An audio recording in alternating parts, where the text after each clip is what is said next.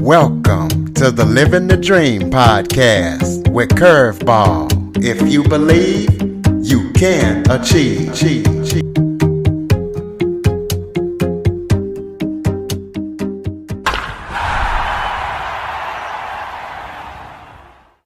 Welcome to the Living the Dream with Curveball podcast, a show where I interview guests that teach, motivate, and inspire. Today, I am joined by Tracy Kawa. She is a trainer, a success coach, author, speaker, podcaster, as well as a community advocate. Tracy has spent 25 years in personal and professional branding, as well as business and professional development. So we're going to let her talk about her expertise and see what she's up to. So Tracy, thank you so much for joining me today. Hey, Curtis, thank you for having me on your show. This is really an honor and it's exciting. Well, I appreciate you reaching out. Why don't you start off by telling everybody a little bit about yourself? Well, I am originally from Brooklyn. If you don't pick that up in the accent when I'm talking, moved down here to South Florida about 20 something years ago. And prior to the work I did now, I spent a lot of time in retail. And due to unforeseen circumstances, I had amassed a really beautiful collection of clothing. And due to unforeseen circumstances, some of those clothes got really, really damaged. So I actually had to go out and purchase a couple of new outfits. And somebody came up to me the first day I was wearing a new outfit and said, "Oh my God, Tracy, you are so good reinventing yourself." And in that moment, it was like a light bulb went off. I realized that really was something I enjoyed, not only reinventing myself, but helping other people find their hidden talents and find opportunities for themselves in the work world and in business and launching businesses. And that's really where it all began for me professionally. Personally, I live in South Florida with my significant others, and we have a bunch of doggies and my two sons. Well, for the listeners who might not be aware, tell us what personal and professional branding is and what that means to you and how you got started in that. Yeah, that's a really great question. There is a quote by a designer, and his name is John Williams. His definition of brand is the best I've ever heard. And it's so simple. It's literally your promise to your customer. And what that means is your brand is how you show up. So even if you don't have customers because you don't have a business, think of your customers as your coworkers, your family, the people that know you, the people that sit on board of directors with you. Those can be in this scenario, like what a customer is. It's somebody who expects something from you.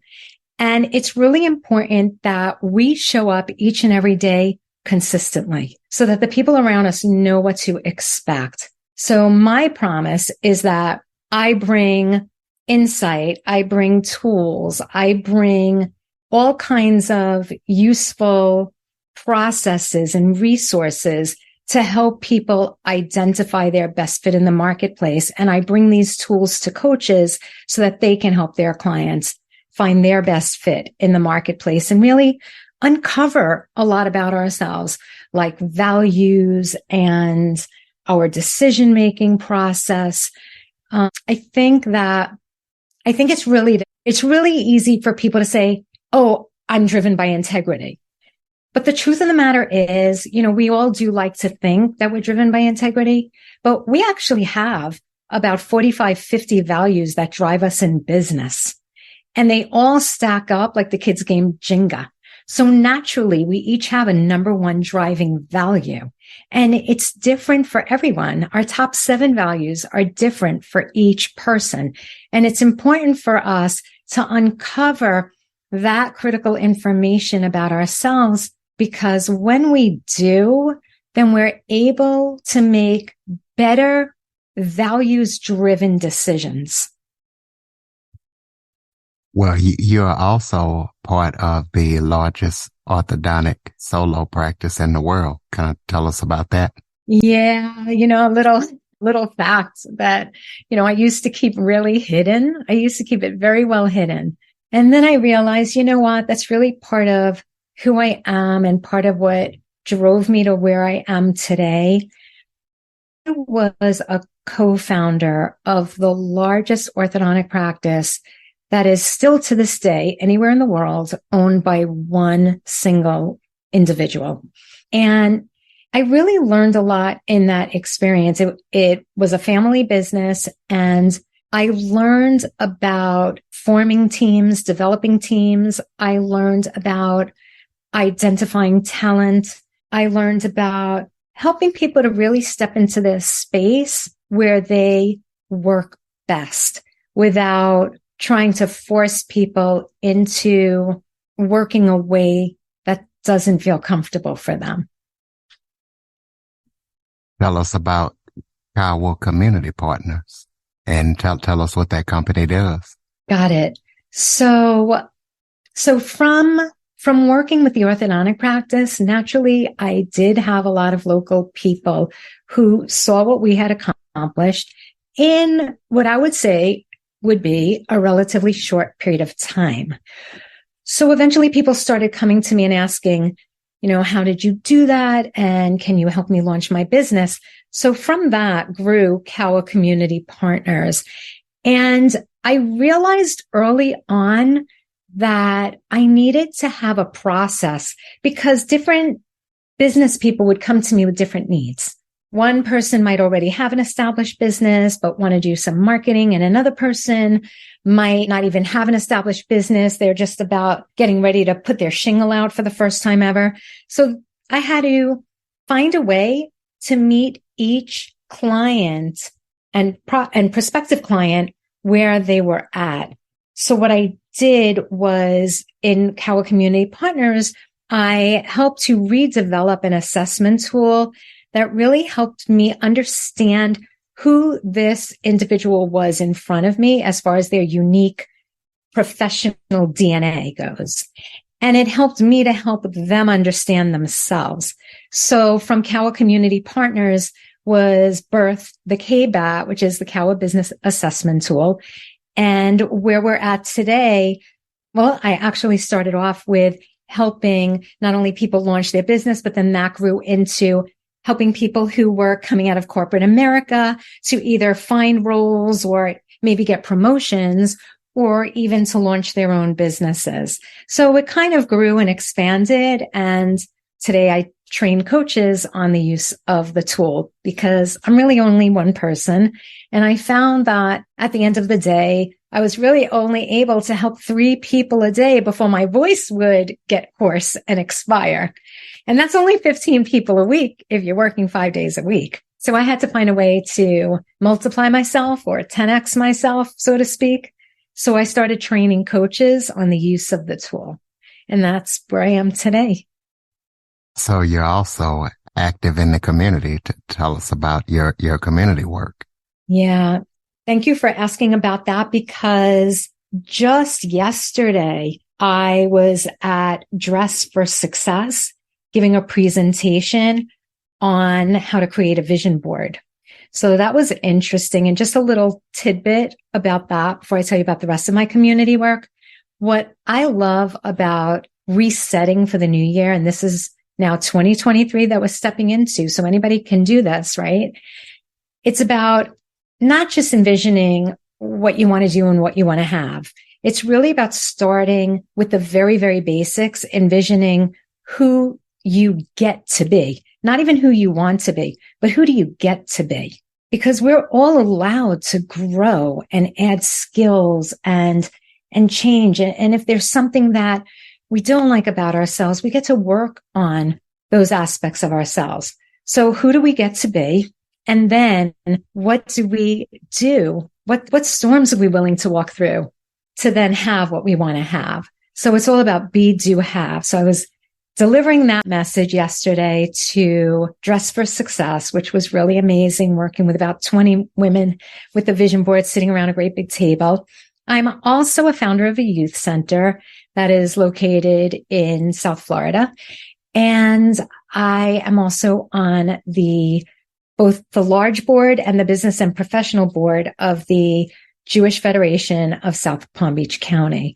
So I really love creating community, maybe because I really didn't feel so much a part of any type of community growing up that I love creating community wherever I'm at. So thank you for asking about my community work.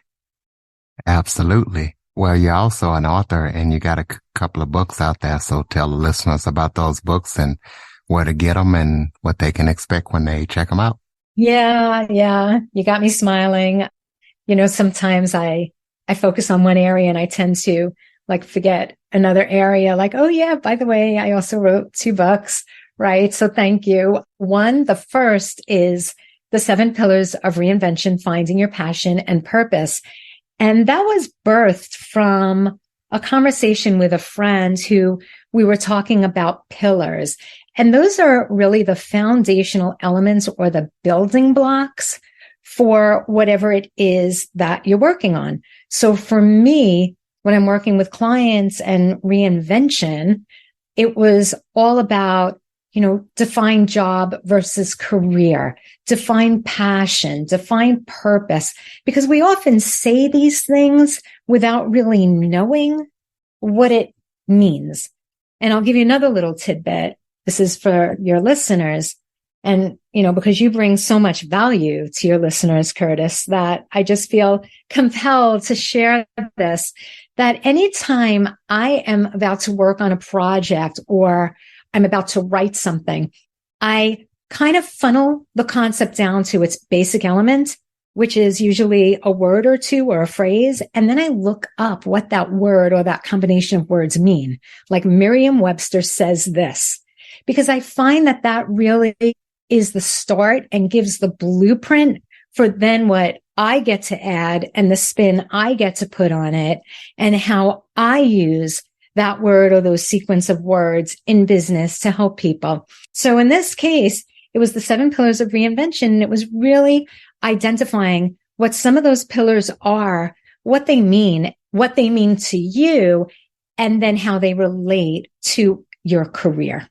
And then when I got finished with the first book, The 7 Pillars of Reinvention, I was thinking about how I would have liked to include more stories, more case studies. So it's interesting because, a book is never really finished. There's always changes that we can make to it. And I've really tried to adopt the phrase, done is better than perfect. Because I feel like if we wait for things to be perfect all the time, then an element of procrastination just kicks in. So what I did was I went back to the table and I started collecting my stories, the clients that I've worked with, the clients who I assessed, the clients who came to me for public speaking coaching or resume writing or their bio, or ones who wanted to step out of their business and ended up not stepping out of their business because of the work that we did together. So I said, you know what? These stories are really impactful. And sometimes you can demonstrate more by explaining how my work impacted someone than by just telling them, hey, this impacts you. You got to really know how does this impact? Right. So I started collecting all the stories, putting it all together. And I wrote another book, which is Faith, Hope, and Options, a Mid-Career Transitioner's Bible. And this one was a little different from the first one because not only did it have the case studies, but it also has my middle name, Faith, and my sister's middle name, Hope. So I thought that was a cute spin on the title. But it also has verses from the Bible. It has these inspirational quotes about our careers and what God says about wealth and just all different inspirational quotes from not just one Bible, but a few different versions of the Bible and the Jewish Torah. So that's what Faith, Hope, and Options is. It's really more of a guide. And when I say a mid-career transitioner's Bible, how I define a mid-career transitioner is somebody between 40 and 60, or maybe 50, or maybe 35 to 60. Because a lot of those individuals who fall into those age categories feel that the best is already behind them. And they feel that maybe it's too late for them, or that they don't have enough skills, or that they don't have expertise, or maybe that they just don't know where to begin, and they don't know the options that are left. And the reason I chose the word left is because they don't know how to create their possibilities and options. They think that it's like this window that kept closing and closing and closing until there's this little crack left of what they're able to do in their careers. And what I have found, Curtis, is that there's so much more possibility that we can create for ourselves when we know more about ourselves. So that's what Faith, Hope, and Options, a mid-career transitioner's Bible aims to do, is it aims to give information, give best practices of what I have found along the way, give those inspirational stories, immerse with the Bible, because I'm very, believer in God. And that's basically the second book. Oh, and one more thing, actually. So I also discovered along the way that, we use the word purpose, and even I'm guilty of this, using the word purpose as though it's defined by ourselves, right? Like, this is what my purpose is. I didn't pray about it. I just figured that out for myself. What I have found is that with Faith, Hope, and Options, a mid-career transitioner's Bible, it's more about our calling. And our calling is more about what God has destined for our lives. And it's not so much about what Tracy Kawa thinks Tracy Kawa's purpose is. It's more about praying about it and receiving the word of what God wants us to do with our lives, what meaning we have here on earth. We're all here for a reason, and we can either fulfill that reason or not step up and step into that potential. And what I believe is that meaning is our calling, what God has brought us here to do. Absolutely. Tell us about your podcast. So I was a podcast. Well, actually, I am currently a podcast, and I was a podcast host for the American Society for the Positive Care of Children. And that came about because I'm also a public speaker, and I wanted to use my training and my voice for something really, really impactful in society. And so I went Googling for positive childcare resources, and I came across the American Society for the Positive Care of Children. I spent a year as their podcast host and brand ambassador. And I mean, I'll never not be a brand ambassador, right? Because who's not for the positive care of children?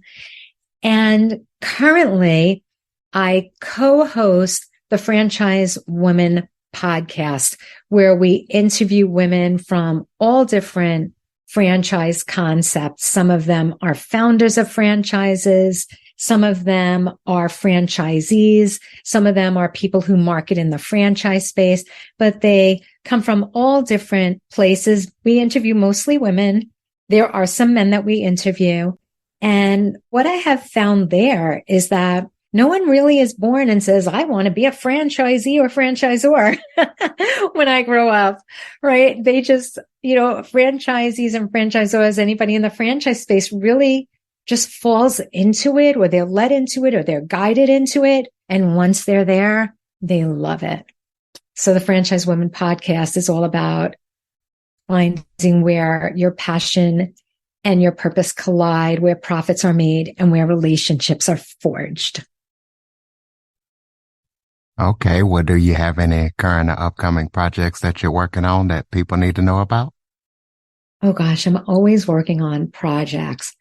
Well, right now we are cultivating our third cohort, and these are coaches and consultants who want to be or are already in business for themselves. And we train them on the use of the KBAT tool. So we just completed getting our second cohort off the ground. And we're just always looking for more collaborators. And what I found is that before COVID, a lot of coaches and consultants were very complacent with the tools that were out there already on the market. And most of those were based on one science, the science of personality. What I found is that post-COVID, even the coaches and consultants are looking for newer, more revolutionary tools to help their clients with. So that's where the KBAT comes into play. And yeah, we're getting ready to launch our third cohort. So that's definitely something that I'd love to get the word out about. Well, so everybody can keep up with everything that you're up to, go ahead and throw out your website or your contact information. Yeah, absolutely. My website is Kawa, Kawa, community, COMMUNITY partners. And the partners is plural. KawaCommunityPartners.com. You could reach me at Tracy, TRACY, at KawaCommunityPartners.com. You can also find me on LinkedIn, where I try to stay very active, posting every week and interacting with other professionals. You can find me on LinkedIn. You can find me on Facebook or on Instagram. Close us out with some final thoughts. Maybe something I forgot to touch on that you would like to touch on, or just any final thoughts you have for the listeners. Well, for me, I think it's really important to have shows like yours, Curtis, because I think that there is a lot of noise and a lot of misinformation out there. And for you to bring to the forefront and to bring to light the professionals that you do, I think that's really encouraging to a lot of people who really need good resources. So thank you for everything that you do with your podcast. And of course, I'm sure your audience must, as do I, love the sound of your voice. You know, it's definitely that like smooth jazz kind of voice. So thank you again for the work that you do. I think it's really important to acknowledge you. And it's been an absolute pleasure being on your show. And thank you for the wonderful questions, because they really made me think. You know, it's always when we're being asked questions or when we're teaching others that we learn more about ourselves. So thank you for this opportunity. Well, I appreciate you for coming out and gracing the listeners with your expertise. And guys, make sure that you check out Tracy, get her books, check out the podcast and everything that she's up to. Follow, rate, review, share this episode to as many people as possible. If you have any feedback on the show, you can send me an email, cjackson102@cox.net. Please be sure to tell a friend. Tracy, thank you so much for joining me today. Thank you so much, Curtis. It was a pleasure. For more information on the Living the Dream podcast, visit www.djcurveball.com.